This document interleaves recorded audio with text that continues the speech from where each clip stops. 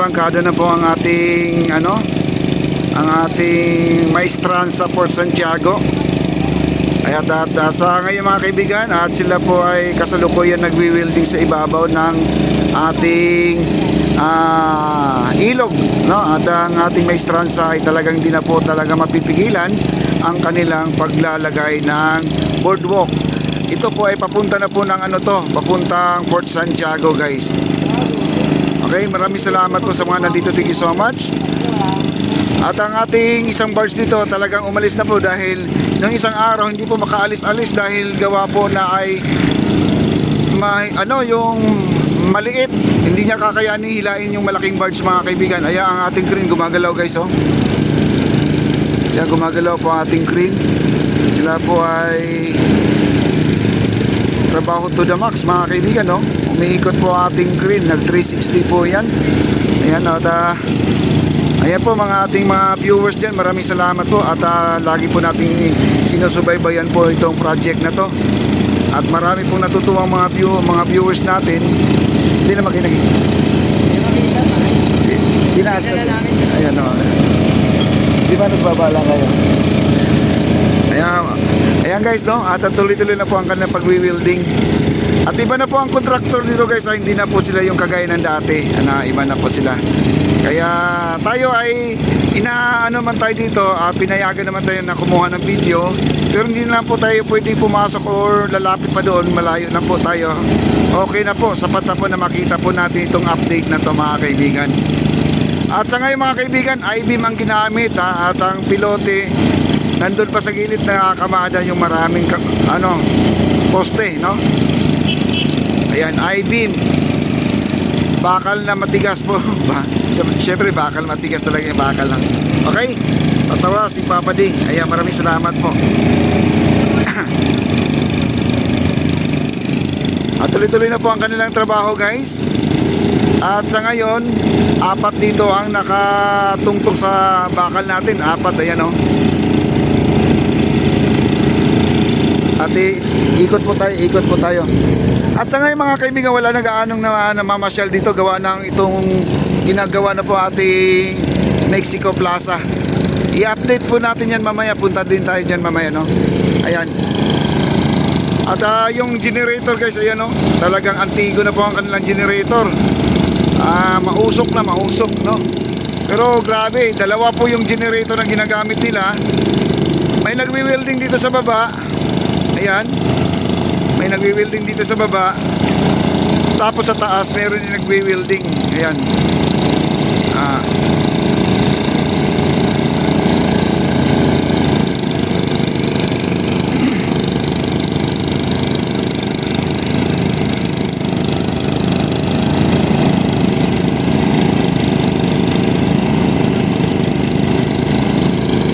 Bali, pa lang to, guys.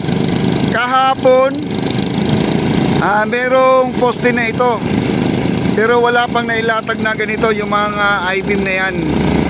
Oo, hindi na gaano karami. May siguro na parang, kumbaga parang tinatawag nito na yung isang hilera pa lang, ganun.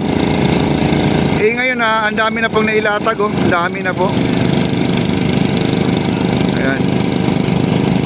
Bali, ang posting na ilagay, guys, 2, 4, 6, 6 na poste na I-beam.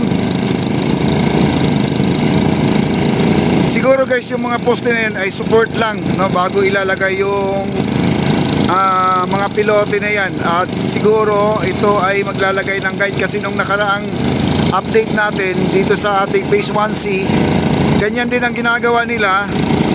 At nilalagyan po nila ng guide yan para yung pagbaon ay diretsyo-diretsyo.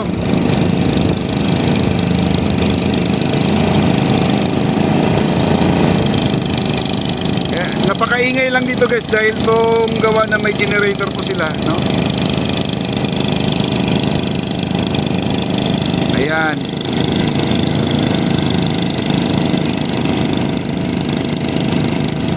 Abangan po natin, guys, yung kanilang sa sunod na hakbang nito, dahil baka nagtataka kayo bakit puro bakal ang ginamit.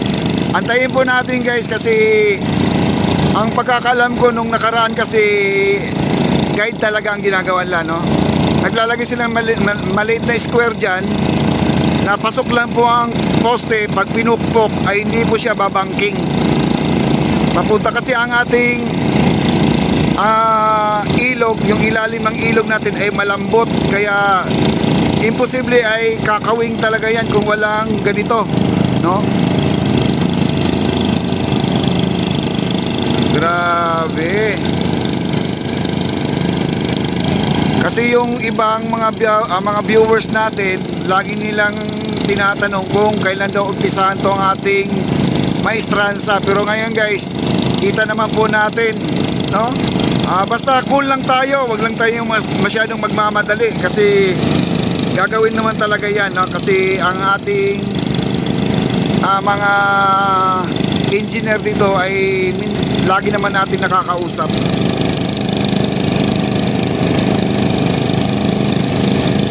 Wow, buti na lang mayroon tayong signal, no? Minsan walang signal dito. Ayan, no? At nandito na po tayo. Katunayan, nandito po tayo sa Pasig River, guys.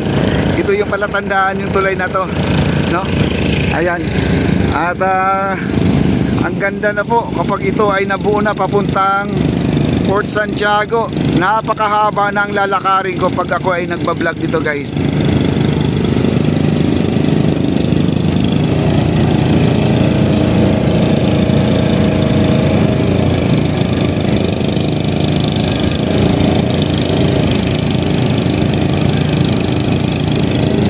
Ayan, meron pang ano yata dyan, babae yata na foreman, no? Mayroon yata babae dyan. Parang may nakita ako mahabang buhok dyan, no? Wala. Kala ko meron. Ano pala yung nasa ulo? Yung sombrero.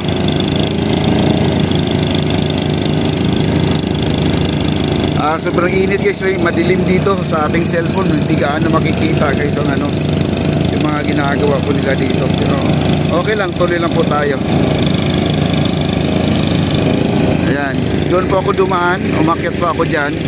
Kaya pagdating ko dito sa may itaas, ito, kita ko na itong ginagawa dito yung ano, maestran sa mga kaibigan. Kaya gusto ko nang huminto sana doon sa itaas para kunan ko ng picture sana, no? At tumuloy-tuloy na ako dito sa baba. Dito na ako nagparking sa baba, no, mga kaibigan. Ayan. Wow. Akala ko naman di na ako matuloy dito gawa ng umaambon po dito guys, umaambon.